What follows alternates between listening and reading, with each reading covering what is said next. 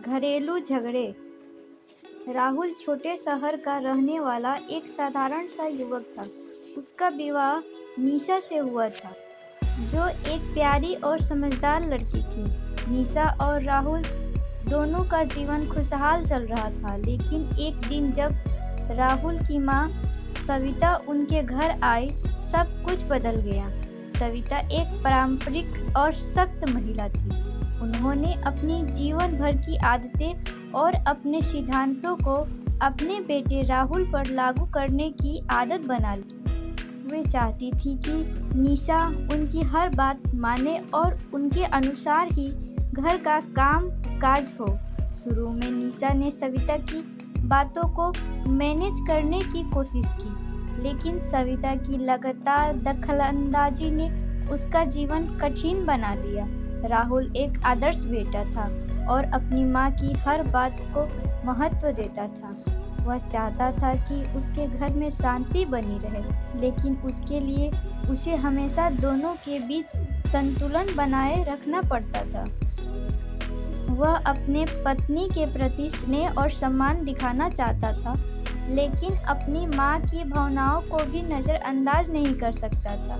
सविता की दखलंदाजी दिनों दिन बढ़ती जा रही थी। वह निशा के हर काम में एक कमी निकालनी शुरू कर दी। निशा हर बार असंतोषजनक रूप से काम करती लगती थी और सविता की बातों से परेशान हो जाती। राहुल को इस स्थिति से निपटना मुश्किल लग रहा था। उसे नहीं पता था कि किसे खुश रखे और किसे निराश ना करे।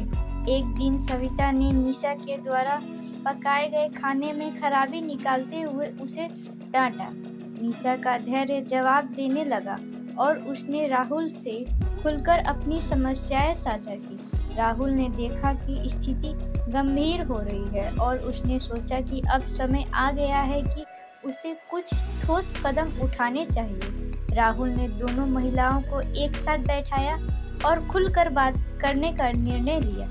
उसने अपनी माँ को समझाया कि निशा अपने नए घर और परिवार के लिए आदत डाल रही है और उसे मदद की ज़रूरत है। उसने सविता से यह भी कहा कि निशा उसकी पत्नी है और उसकी भावनाओं को समझना ज़रूरी है।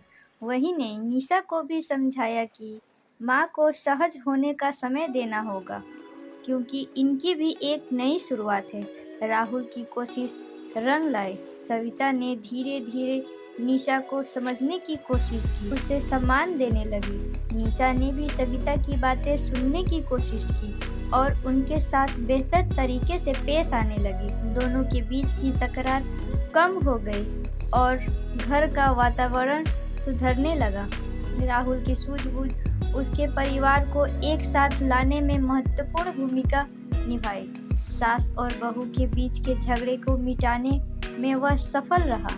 इससे न केवल उसके परिवार में शांति और सुख आया, बल्कि तीनों खुशी से रहने लगे।